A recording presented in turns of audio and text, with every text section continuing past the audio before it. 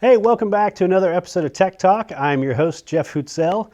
As you guys know, Tech Talk is a show we chat with IT leaders and subject matter experts, really around all disciplines of technology, and hear about kind of the cool and interesting things they're doing today, and also talk about current events happening. So we always have really great guests on the show. Today is no different. We are really excited to welcome Bernard Péan.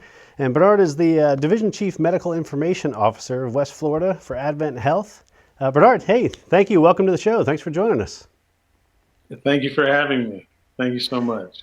Yeah, well, so you're coming to us from Florida. I know you're now a new Florida resident, so welcome to the state. Yes, in the greater Tampa area. Yeah, it's great time to move, great time to relocate here in town, right? Oh, definitely. You know, we're just going to ignore all of the hoops that we had to jump through and all of the social distancing and all that, and we make it here, in one piece.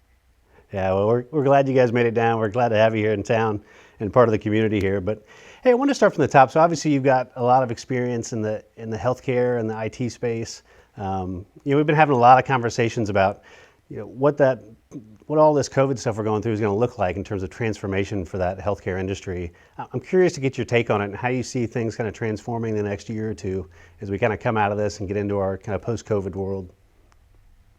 Well, definitely for the healthcare field, if we don't realize that it's forever changed and it will never go back to what it was, then we're just not paying attention. I think, the fact that we're having more telemedicine, teleconferencing, that changes the way things are done. Also, it is different because now your phone number and access to your phone number or access to a computer is um, much more important nowadays because you can't just go to the office or just be a walk-in. If you go now, you give your name and you wait in your car in the parking lot. So that also makes a difference.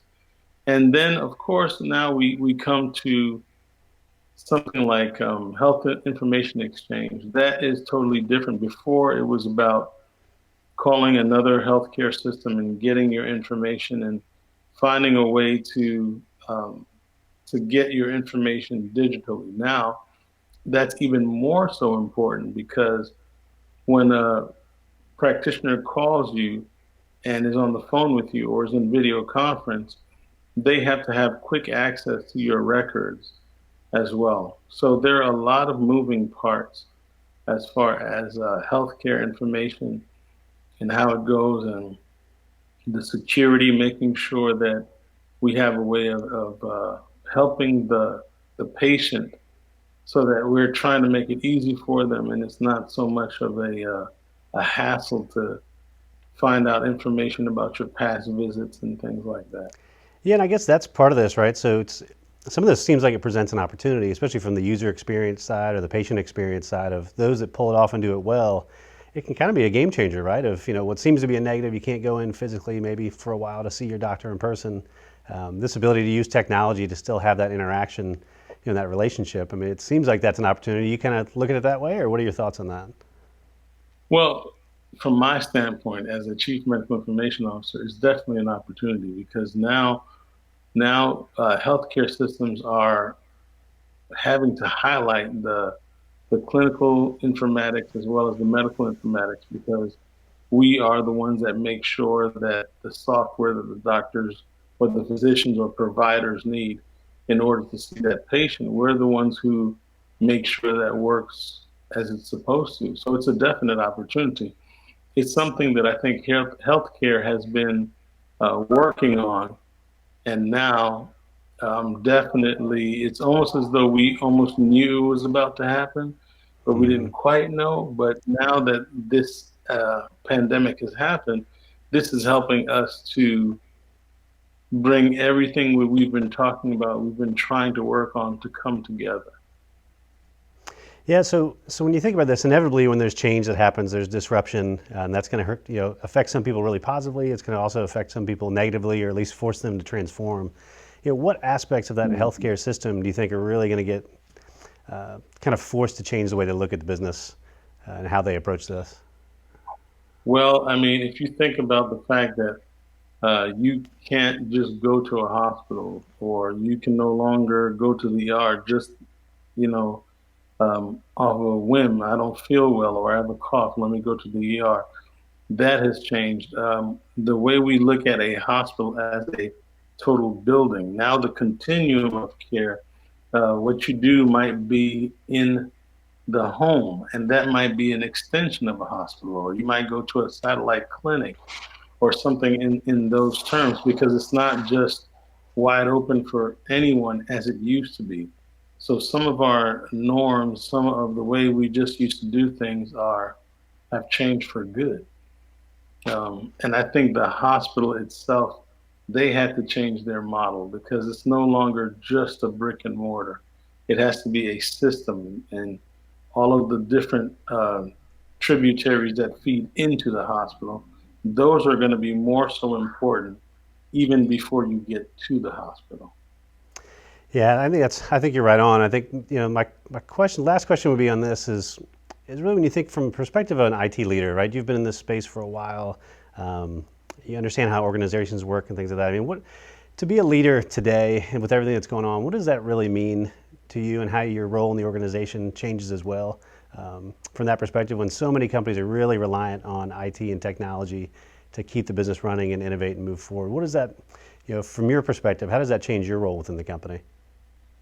So the word that I think of as I hear that question is, you have to be fluid. And what I mean by that is, the way we used to do things is different. We can't complain or say, oh, the good old days, because that all has changed. Because now, if you do things as you used to do them, you might be actually killing someone. I mean, that's a little dramatic, but you really might be hurting someone and their health. So as a leader, you not only have to be fluid in learning to adapt, but also figuring out what's the best way in order to solve this issue, because you don't want people to be exposed to one another unnecessarily.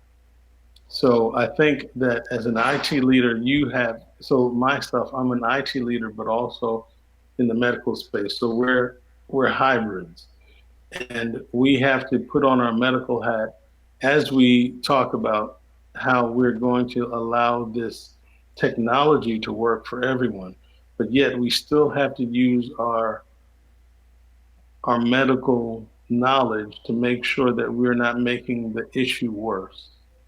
So, for example, we had to find ways, or we had to find ways to make sure that waiting rooms were not filled, or making sure that we actually had results back before we exposed anyone, or we made sure people isolated.